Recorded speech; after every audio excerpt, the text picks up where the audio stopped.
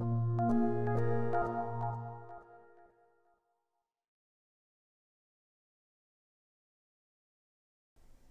take a look at the workspace in Corel Painter 12. The workspace is essentially everything that you can see here in this window. It's all of Painter's palettes and its menu bar up here and all of the brushes and tools that are available to you when you're creating digital artwork. You can customize this pretty much any way you want. That'll allow you to eliminate things that you're not going to use and to organize things together that you're going to use more commonly to make them easier to access for you. It'll also help you kind of get as much screen real estate as you can. If you're working on a small screen, you'll probably want fewer palettes, and if you have a bigger screen, then you'll have more room for palettes. I have some palettes that I put off screen on my secondary monitor, which is off to the right, so that's another good place to store palettes in your workspace. So this is the default workspace. This is how Painter looks when you very first load it. On your computer it might look a little different because you may have moved some things around, or you might be working on a Mac, or you might just have a smaller screen or a bigger screen, so things might look a little different. I'm going to show you real quick how I like my workspace to look, and this is a custom workspace that I saved. Everything's arranged where I like it, and I have a bunch of palettes here, custom palettes that I made with custom brushes. These are all my most commonly used brushes. Again, as I mentioned, I have some things off screen to the right. I'll bring it over and you can see it's just hanging out on my other monitor that you can't see in this video. And those are less frequently used palettes, but they're still there because I might need them occasionally. So as you saw, I can load a workspace that I've saved, and saving it will save all of your brushes and all of your brush settings, so I recommend doing that first before you really mess around with anything too much. Save your current workspace if you've already taken some time to organize it the way you like. We'll go to Export Workspace to do that here in the window menu. And you can call it whatever you want, just save it as a file, and then that way if you reinstall Painter or you move to a different computer, you'll always be able to get your settings back the way you like them. So after you've saved your workspace, let's change it to default by clicking here to revert back to the default workspace. And I'm going to show you some different ways that you can configure your workspace. So first of all, there's probably some things you want to get rid of. I don't like to use the navigator to navigate my document. It just basically lets you zoom in and out and do some different things. So I don't find that useful, so I'm going to close it. You can close the palette by clicking on the X next to it, and it closes.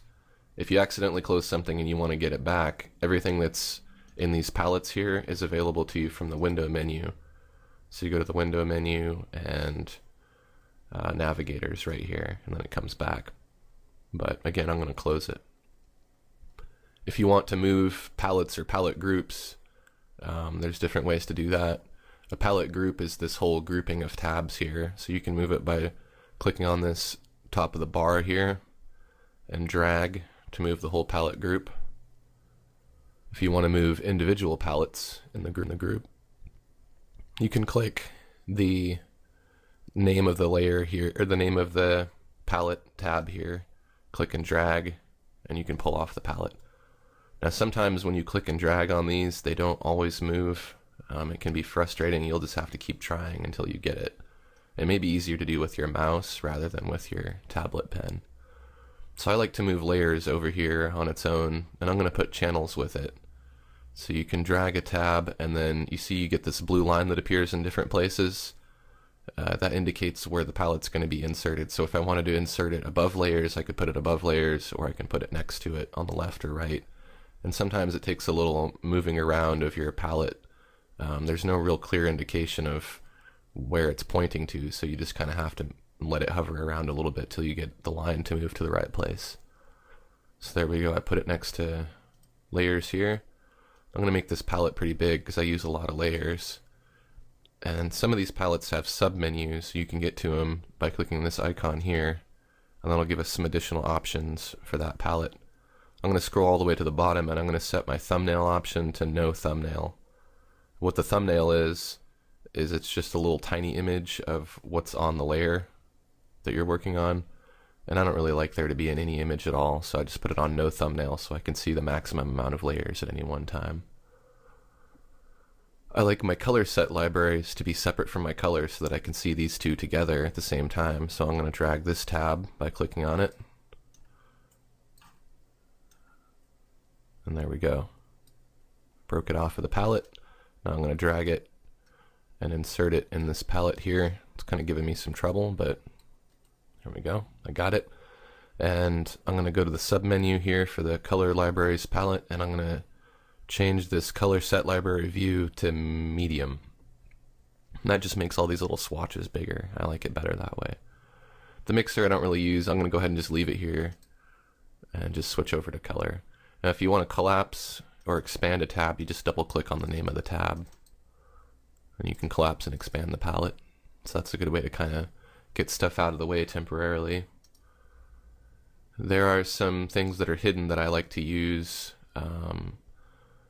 First of all, we'll go to the brush control panels in Window and we'll go to brush calibration.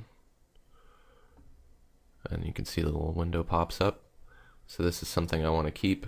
I'm going to break it off of the menu here and put it on its own. I'm going to put dab profile next to it. And I'm not going to, might keep color variability out of here. Everything else I'm just going to close for now. Color variability, sometimes I like to just put it down over here and it goes with the color. So rather than go through all these palettes and set them all up, that's just going to eat up time. I'm just going to go back to my custom workspace, and you can just take a look at what I have on screen here. And if you want to use some of these palettes, you can, and if you don't have to match it up exactly to what I have here. This is just kind of a suggestion. And again, these palettes here, these are custom palettes that I'm going to show you how to make in a minute.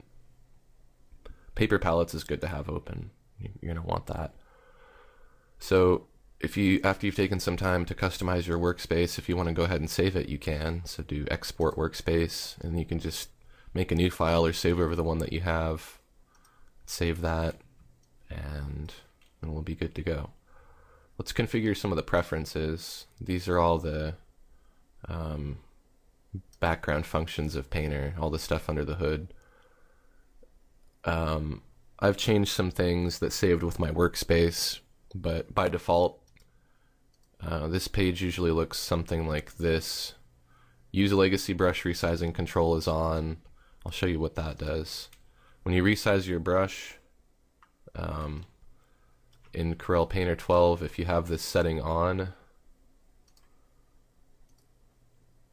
or off, I'm sorry, when you resize your brush, it does it with this weird green circle, and I feel like it's kind of a slow way to resize your brush. I don't know if I like it. So I like to use this feature here, legacy brush resizing control. So when you turn that on, your brush resizes without the green, and it seems to resize a little faster for me, so I like it better that way. It's up to you if you want to change any of these things. You could leave them as they are if you like what they do. Create backup on save. This is just going to save 2 files every time you save, so you're going to end up with twice as many files as you need. It does that just in case your computer crashes. You won't lose your artwork, but I find it's better just to do iterative saves manually rather than let it happen automatically, so I like to turn this off. And then I don't have a multi-touch Wacom tablet, so I just turn this off. But if you do, if you have multi-touch, you want to leave this on. We'll go to the interface tab. I like my canvas to open by default in full screen, so I'm going to change it to that. You can try these two out and see what they do. It's basically when you make a new canvas, it either pops up in a window or it pops up full screen, and I like it to be full screen. If you're working on a smaller screen like a laptop, you might want to change your toolbox layout to vertical double column. That'll give you some more room. We'll go to the performance tab here, and memory usage. You want to set this to about 2/3 of your total RAM, so somewhere between 60 and 80%. I'm going to go ahead and set mine to 60.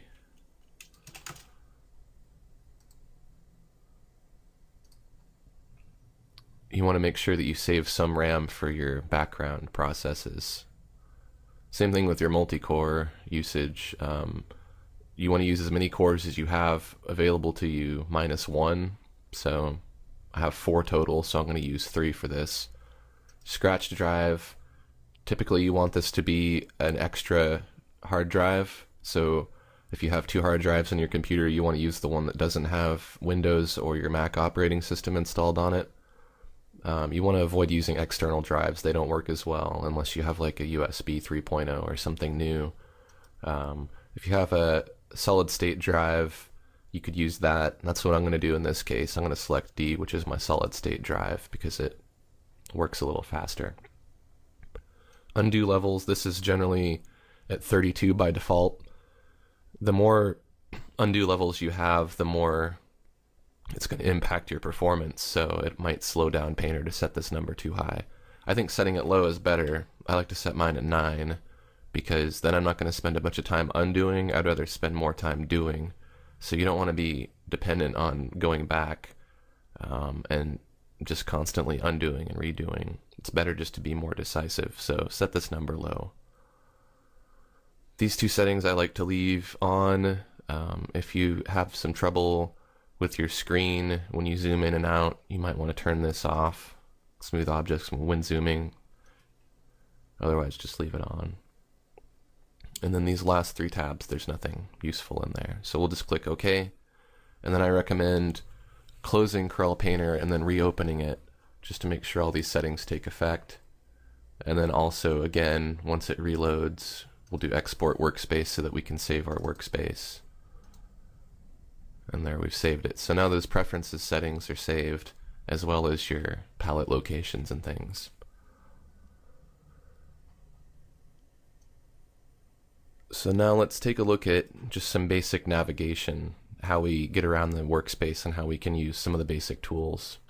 I'm going to go ahead and close this canvas here. If we want to make a new canvas, we go to File and we go to New. And we get this dialog here. Now we can set the width and we can set the height and we can set the resolution. The resolution is basically how much detail is in the image. So on a computer monitor or on a screen, the resolution is going to be 72 because that's all a monitor can display. However, if you do a print like a poster or something, that can be any resolution, because the resolution then translates to how many dots of ink per inch. So that's where you might hear the term DPI. That's what that stands for, dots per inch. But it's also known as resolution. So for this example, I'm going to leave it at 72 because I'm not going to print what I'm working on here. But if you're working on a painting at home and it's something that you're going to want to print out, you're going to want to set your resolution to at least 150. You could set it to 300 also if you're doing kind of a smaller canvas. You want to set the resolution first, because if you set these values first, the width and height, and then you set the resolution, changing the resolution changes the width and height automatically. You can see it automatically changed, and that's going to get really frustrating. So rather than change the width and height first, change your resolution first. So I'm going to change that to 72, and then I'll set the width and height to what I want. And we don't have to worry about this color or paper texture right now. We'll go to OK, and then I'll just create a blank canvas here. If we want to save that, we can do Save As or Save, and we can save it. You'll want to save it as a RIF file, or if you're going to use Photoshop, you can save it as a PSD. The RIF format's not compatible with Photoshop, but the Photoshop format is compatible with Corel Painter. So I'm just going to save this as Workspace 2. Of course, if you want to open a file, you just go to Open. And there's a bunch of stuff that's in a lot of other programs like copy and paste and things like that.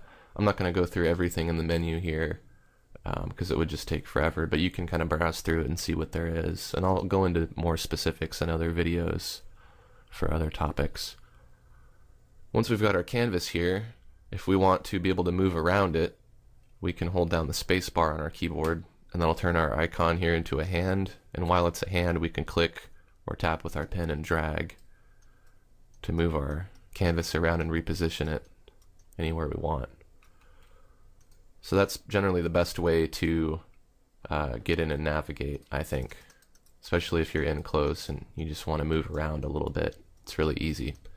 If you want to hide your palettes temporarily, you can hit Tab on your keyboard, and the palettes hide and then reveal just using Tab. So the spacebar shortcut I use a lot, and then the Tab I use probably as much, maybe a little bit less. Zooming, I got the magnifier tool here selected. While it's a plus icon, you zoom in by clicking or tapping with your pen, and if you hold Alt on your keyboard, the icon turns into a minus, and when you click or tap, you zoom out. You can drag a box to zoom by clicking and dragging. If you want to reset your view, if something happens and you get really zoomed in and you can't figure out where you're at, you can click this 100% up here, or you can right click and you can do center image or actual size, and those options will either center the image or just make it 100%. So again, if you get lost here and you zoom in too much and you can't figure out where you're at, just click this 100% and everything will go back to normal. Now of course we've got all this palette content that I kind of went over a little bit here. This is your color palette. You can pick any color you want by dragging this icon around here, the target thing, and then you can change the hue by going around the hue wheel here. And you can fine tune all these sliders. By default they're set to RGB.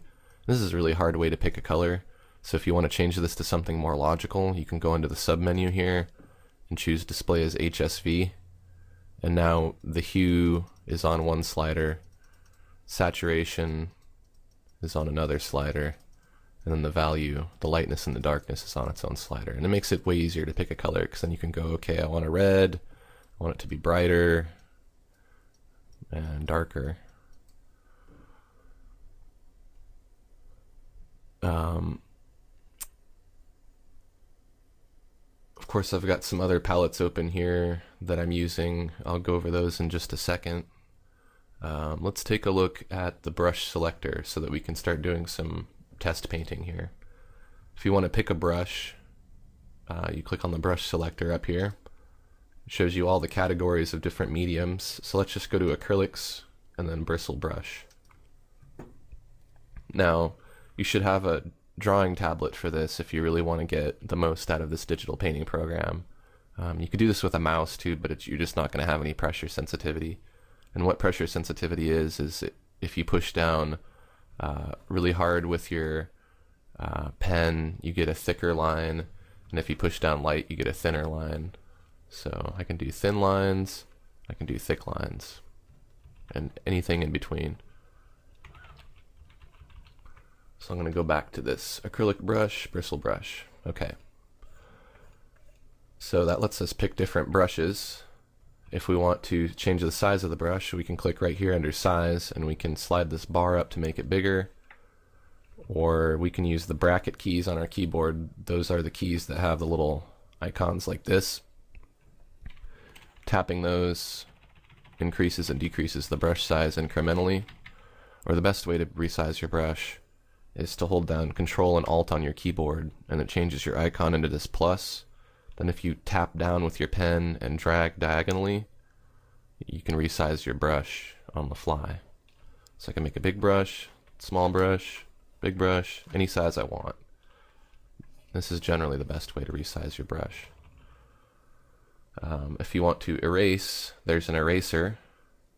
And I may not have mentioned, if you want to paint, you have to have the brush tool selected. So that's right up here. You can hit B on your keyboard also for the brush tool. If you want to erase, there's the eraser here. If you click on that, and then you can erase.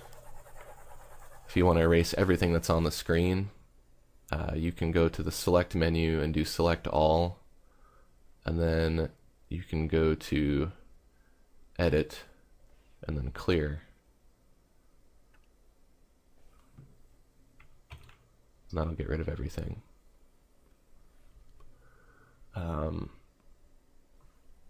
So again, there's a lot of different categories here for brushes. If you want to just look through them, you can try them out. Each brush category has a bunch of different brush variants. So variants are the different kinds of brushes. They might have different bristles or different effects. They'll kind of do different things.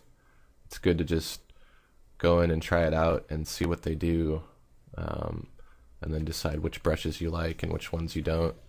That's really the only way to find out, is to experiment. And each brush can be changed. You can change the size, of course. You can change the opacity. The opacity is how transparent the brush stroke is. So this is a low opacity. If I set it higher to 100, it builds up faster, and if I set it lower to 3, it builds up really slowly. Resaturation and bleed, you'll just kind of have to play around with these a little bit. I'm going to go into configuring brushes in another video, and I'll explain what all of these do. There's also ways to change the brushes under the general setting here. You can change a lot of these different things. Any of these things under brush control panels will control different aspects of how the brush performs. So that's some ways that you can experiment with brushes. Now, if you make some brushes that you like and you want to save them, like let's say for instance this digital airbrush, if I want it to always have an opacity of 9 and to always retain these settings, I can save that functionality.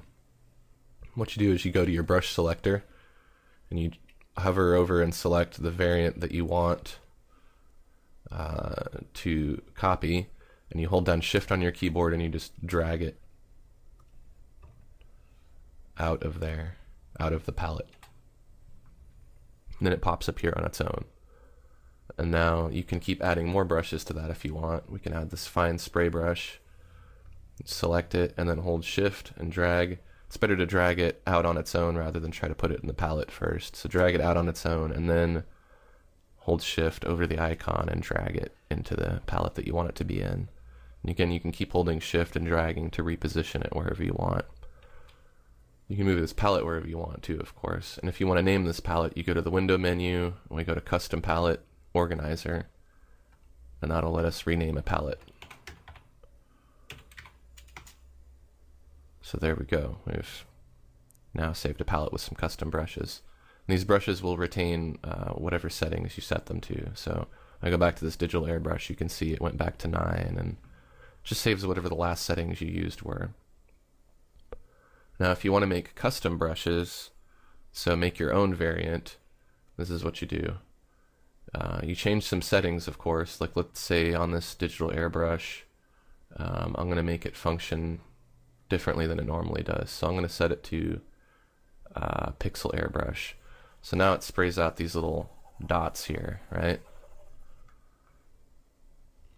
So if I want to save that, I go to my brush selector and I go to the submenu here and I go to save variant. So I can call this pixel airbrush. And then I'm going to go to save. And go back to my brush selector, and then all of your new variants are always going to appear at the bottom of your list here. So there it is, pixel airbrush. And if I hold Shift, I can drag it out and hold Shift again to put it in my palette here. Now if I go back to the original digital airbrush that I was using, you can see that since I was on that when I saved the variant and I changed the settings, it changed the functionality of the original airbrush that I had. I don't want it to be that way. I want it to go back to how it was before I had made it spray out pixels. So to restore the default settings of a variant, you go back to the brush selector and go to the little sub dialog here and you go to restore default variant.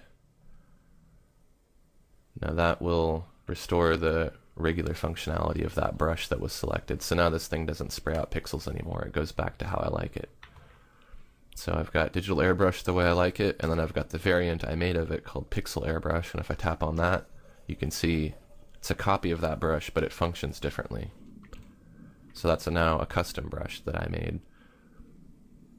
If you want to close these palettes or get rid of them, of course, you can just click the X. And if you want to delete them permanently from your workspace, you can go to Custom Palette and Organizer, select the one you want to delete, and then just go to Delete. I'm going to delete that because I don't need to save those. But again, these are all brushes that I use really often. Some of them are custom, some of them just are the standard brush, but almost all of them have the settings changed a little bit, you know, as far as how they work. It's good to group them together. Like this category is called rendering because these are all the brushes that I shade and I draw shapes with. And then the blenders are all kind of together. And then the watercolor brushes. So I know where everything is just kind of by looking at it. Even if the icons are the same, I still know which brush is which because of where it's located and how it's arranged. You don't want to go too nuts with this and have too many brushes because you're going to eat up all the space on your screen. And it's just as easy to go in here now and then and, you know, find a special brush if you need it without having to save it. So after you've gotten a bunch of brushes customized and put into their own palettes, you can save that again with your workspace by going to export workspace and then just save over your file or save a new file, whatever you want to do. And when you save that workspace, it's going to save all of these brushes and all of their settings and all the palettes that you made. So it's going to keep everything together. Let's look a little more at some of the basic drawing. Let's take the scratchboard tool, which is in the pens category here, and go to scratchboard tool. And with the brush tool selected, we can draw.